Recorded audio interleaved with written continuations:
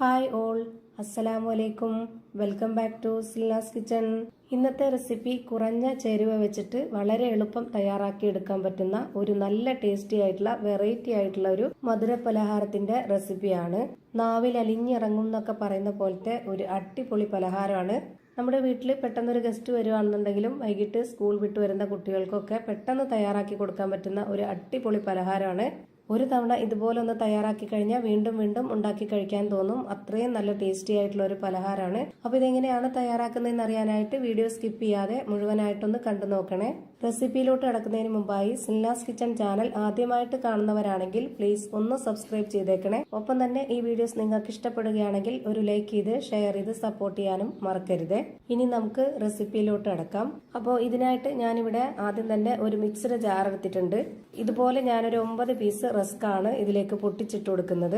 ഞാൻ എടുത്തിട്ടുള്ള ഈ ഒരു 9 പീസ് റസ്കിന് വേണ്ടിയാണ് ബാക്കിയുള്ള എല്ലാ ഇൻഗ്രീഡിയൻസിന്റെ അളവും പറയുന്നത്. നിങ്ങൾക്ക് എത്രയാണോ ഈ പലഹാരം വേണ്ടത് അതിനനുസരിച്ച് ഈ ഒരു റസ്ക് എടുക്കുമ്പോൾ ഈ ഒരു റസ്ക് എടുക്കുന്ന അളവനുസരിച്ച് ബാക്കിയുള്ള ഇൻഗ്രീഡിയൻസിന്റെ അളവും എടുക്കാവുന്നതാണ്. ഇനി ഇതിലേക്ക് വേണ്ടത് കപ്പലണ്ടിയാണ്. ഞാനിവിടെ അരക്കപ്പ് അളവിൽ 1 കപ്പ് കപ്പലണ്ടി ഇട്ട് കൊടുത്തിട്ടുണ്ട്. ഇനി നല്ലൊരു മണത്തിന് വേണ്ടി ഒരു 2 ഏലക്ക ഇട്ട് കൊടുക്കാം. എന്നിട്ട് ഇത് നന്നായിട്ടൊന്ന് പൊടിച്ചെടുക്കണം. ഇത് പൊടിച്ചെടുക്കുമ്പോൾ റവയൊക്കെ ഇരിക്കുന്നത് പോലെ നന്നായിട്ട് പൊടിച്ചെടുക്കണം. എന്നാലാണ് കറക്റ്റ് പരുവത്തിൽ കിട്ടുള്ളൂ. പൊടിച്ചെടുത്ത മിക്സ് ഇതുപോലെ ഒരു ട്രേയിലേക്ക് ഇട്ട് കൊടുക്കുന്നുണ്ട്. ഇനി ഇത് എത്രത്തോളം നന്നായിട്ട് പൊടിഞ്ഞു കിട്ടിയിട്ടുണ്ട് എന്നുള്ളത് ഇതുപോലെ ഒരു സ്പൂണിൽ കുറച്ചെടുത്ത് ഞാൻ കാണിച്ചു തരാം. കൈകൊണ്ട് ഇതുപോലെ കുറച്ചെടുത്തിട്ട് തൊട്ട് നോക്കുമ്പോൾ നമുക്ക് അറിയാൻ പറ്റും റവയൊക്കെ പൊടിച്ചെടുക്കുമ്പോൾ എങ്ങനെയാണോ ഉണ്ടാവുന്നത് അതുപോലെ നന്നായിട്ട് പൊടിച്ചെടുക്കണം. എന്നാലാണ് ഇത് കറക്റ്റ് പരുവത്തിന് കിട്ടുള്ളൂ. ഇപ്പൊ ഇത് കാണുമ്പോൾ തന്നെ ഇതിന്റെ കറക്റ്റ് ആയിട്ടുള്ള പരുവം നിങ്ങൾക്ക് മനസ്സിലായിട്ടുണ്ടാവും. ഇനി അടുത്തതായിട്ട് ഇവിടെ ഒരു ബൗൾ എടുത്തിട്ടുണ്ട്. ഇതിലേക്ക് 2.5 സ്പൂൺ അളവിൽ പാൽപ്പൊടി ഇട്ട് കൊടുക്കാം. ഇതുപോലെ വലിയ സ്പൂൺ അളവിൽ നിറയെ എടുത്തിട്ടുണ്ട് ഓരോ സ്പൂണും. പിന്നെ ഒരു 1/4 സ്പൂണേ ഉള്ളൂ. 2.5 സ്പൂൺ വേണമെങ്കിലും എടുക്കാവുന്നതാണ്. ഇനി ഇതിലേക്ക് ചെറിയ ചൂടുള്ള കുറച്ച് വെള്ളം ഒഴിച്ചു കൊടുക്കാം. ഒരുപാട് വെള്ളം ഒഴിച്ചു കൊടുക്കരുത്. ഇത് കലങ്ങി കിട്ടാനുള്ള മാത്രം വെള്ളം ഒഴിച്ചു കൊടുത്താൽ മതി.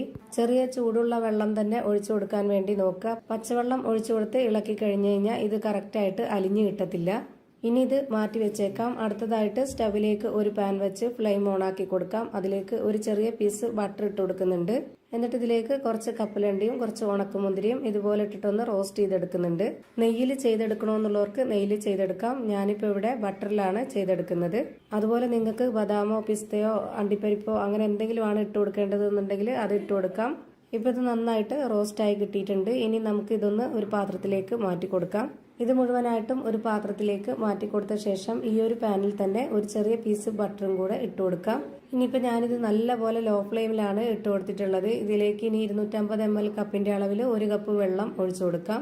ഇനി നമ്മൾ മിക്സ് ചെയ്ത് വെച്ചിട്ടുള്ള ആ ഒരു പാൽപ്പൊടി കൂടി ഇതിലേക്ക് ഒഴിച്ചു കൊടുക്കാം. എന്നിട്ട് ഇത് നന്നായിട്ട് ഫ്ലെയിം കൂട്ടി വെച്ചിട്ട് ഇതുപോലെ ഒന്ന് ഇളക്കി കൊടുക്കുന്നുണ്ട്. ഇനി ഈ ഒരു പലഹാരത്തിന് എത്രയാണോ ഓരോരുത്തർക്കും മധുരം വേണ്ടത് അതിനനുസരിച്ചുള്ള പഞ്ചസാര ഇട്ട് കൊടുക്കാം. ഞാനിവിടെ 1/4 കപ്പ് അളവിലുള്ള പഞ്ചസാരയാണ് ഇട്ട് കൊടുത്തിട്ടുള്ളത്. എന്നിട്ട് ആ ഒരു മധുരത്തിനെ ഒന്ന് ബാലൻസ് ചെയ്യാനായിട്ട് ഒരു നുള്ളു ഉപ്പും കൂടെ ഇട്ട് കൊടുത്തിട്ട് ഇതുപോലെ നന്നായിട്ടൊന്ന് ഇളക്കി യോജിപ്പിച്ചു കൊടുക്കുന്നുണ്ട്. ഇപ്പൊ ഞാനിതിന്റെ ഫ്ലെയിം കൂട്ടി വെച്ചിരിക്കുകയാണ്. ഇത് നന്നായിട്ടൊന്ന് തിളച്ച് വരട്ടെ. ഇതുപോലെ നന്നായിട്ട് തിളച്ച് വരുന്ന സമയത്ത് ഒന്ന് ലോ ഫ്ലെയിമിൽ ഇട്ട് കൊടുക്കണം. എന്നിട്ട് ഇതിലേക്ക് നേരത്തെ പൊടിച്ചു വെച്ചിരുന്ന ആ ഒരു റസ്കും കപ്പലണ്ടിയും ഇതിലേക്ക് മുഴുവനായിട്ടും ഇട്ട് കൊടുക്കാം. ഇനി ഇത് കൈവിടാതെ നന്നായിട്ട് ഇതേപോലെ ഇളക്കി കൊടുത്തോണ്ടേയിരിക്കണം. ഒരുപാട് സമയമൊന്നും വേണ്ട. വളരെ പെട്ടെന്ന് തന്നെ റെഡിയായി കിട്ടും. നമ്മളിത് ലോ ഫ്ലെയിമിൽ തന്നെയാണ് വെച്ചിരിക്കുന്നത്. എത്ര സമയമാണോ ഇത് റെഡിയാക്കി എടുക്കാനാവുന്നത് അത്രയും സമയം വരെ ലോ ഫ്ലെയിമിൽ തന്നെ വെച്ചിരിക്കുക. അല്ലാന്നുണ്ടെങ്കിൽ പരുവം തെറ്റിപ്പോവും. ഇതിന്റെ കറക്റ്റ് ആയിട്ടുള്ള പരുവം എന്ന് പറയുന്നത് ഇതാണ്. ഇപ്പൊ പാനിൽ നിന്നൊക്കെ വിട്ടുവരുന്ന ഈ ഒരു പരുവായിട്ടുണ്ട്. ഇനി നമുക്കിതിന്റെ ഫ്ലെയിം ഓഫ് ചെയ്ത് കൊടുക്കാം. ഫ്ലെയിം ഓഫ് ചെയ്ത് കൊടുത്തതിന് ശേഷം പിന്നെ ഇതിൽ വെച്ചിരിക്കരുത്. പെട്ടെന്ന് തന്നെ വേറൊരു പാത്രത്തിലേക്ക് മാറ്റേണ്ടതാണ്.